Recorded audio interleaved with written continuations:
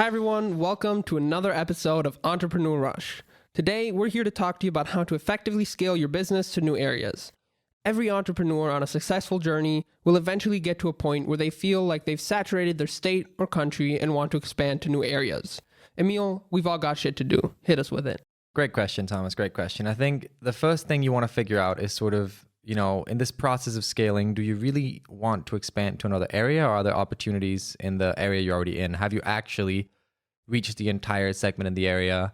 Are you actually aware of the challenges that comes with scaling? Are you actually able to handle that sort of expansion, right? So you really want to look into that. You want to make sure that's the best approach for you. You want to make sure you're not just in the mentality of, oh, I want to grow. That means if there's more customers, it's going to be, easier to sell my product, because that's not really how it works in practice, right? There are difficulties. You could end up in a situation where you're a nobody in your current state or your current country, and you're nobody in the other area as well. You sort of want to make sure you first hit that point of recognition of actually hitting the key customers, and then you scale to another area, because it's simply cheaper at that point than it is, chasing subpar customers. So let's say you figured out that expanding is the right decision. What do you do next? Great question. Yeah. So what do you do? What do you do when you actually know, you've saturated the market of California and it's time for you to go elsewhere?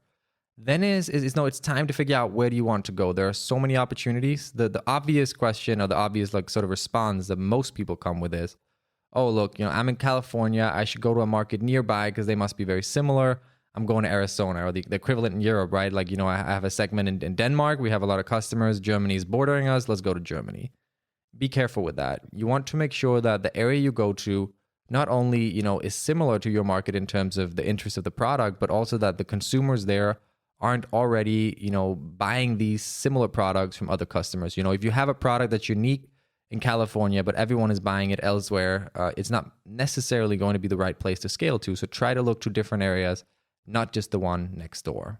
So you're saying range is not really an issue here? I'm saying range can be an issue, and range is certainly something you want to take into consideration, but it cannot be the only consideration. The key consideration should always be, is there a demand for my product in this area? And then you need to look at, can I get my product to that area, and how do I go about that?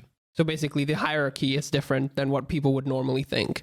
Definitely. The hierarchy is different than what people would normally think. And there's also just, the considerations that no one seemed to be asking. I sit in these strategy meetings day in and day out, and people tell me, look, it's time to scale. We've hit everyone that we can hit in the area when, right? You look at it, they've hit like half, at best.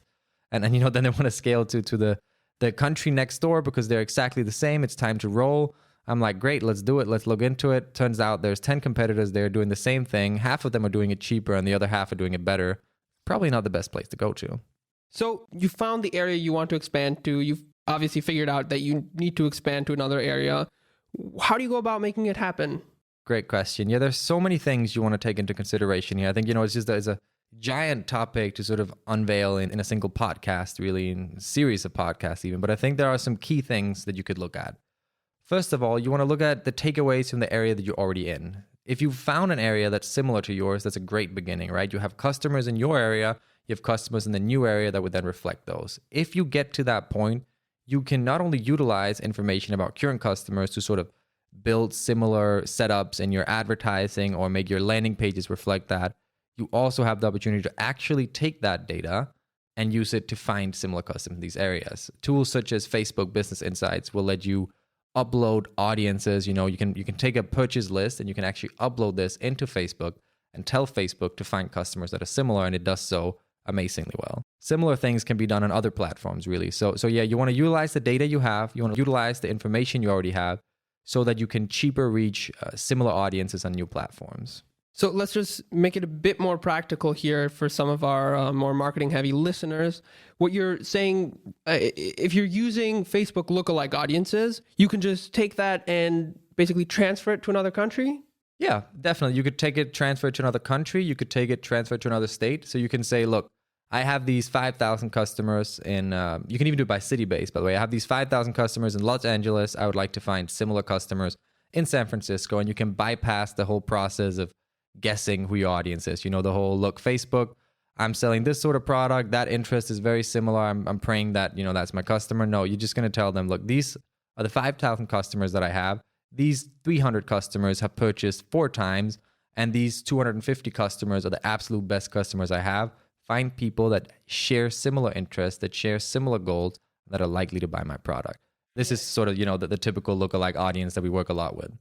I mean, yeah, it makes a ton of sense actually that Facebook wouldn't have the same boundaries that we have ourselves, right? The data points they use aren't going to change just because you're, in another country, in another state, in another city.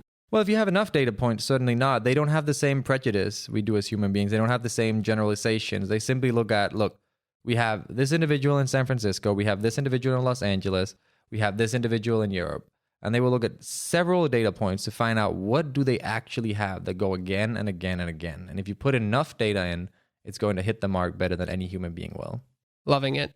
Let's break this down. Let's sum it up again. What's the main takeaway here? How do you go from I'm a company, I need to scale to, having scaled? Right. So first you figure out which area do you want to be hitting. Do I actually want to scale to the next door country? Do I even want to scale at all, by the way, right? Was it the best decision? Did I actually hit the target market where I'm from, or am I just going to become a nobody in the new area as well? Once you've settled, you figured out, it's time to scale beyond my area. I don't want to have a new product line. I don't want to deal with finding the third or the fourth best customers. That's when you actually, you go to this area you've decided. And once you've found this area, you want to utilize data and information that you already have. It is much cheaper, much more effective. This can be done in a variety of ways. The obvious one here being, utilizing Facebook, but it goes far beyond also your advertising. Like we talked about information flows. Say that you're selling something in Denmark and the language is Danish, and now you're about to sell something in England, the language is English. The go-to response from most people, to my great surprise, is let's take our website, translate it, and dump it onto English. The problem with that is the English market is very different from the Danish market. You need to look at what do English customers care about that Danish customers do not care about. And thereby, by utilizing the existing information, you might know things to test out that generally work, but you also understand that certain things might be unique to your Danish customers. You can then research and look, what do they care about? What do they value in England? And adjust your landing page and your website accordingly.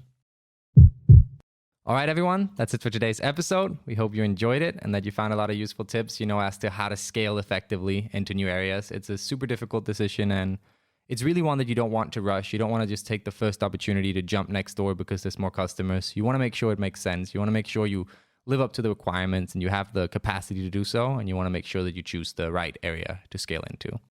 And now's the time to share and subscribe.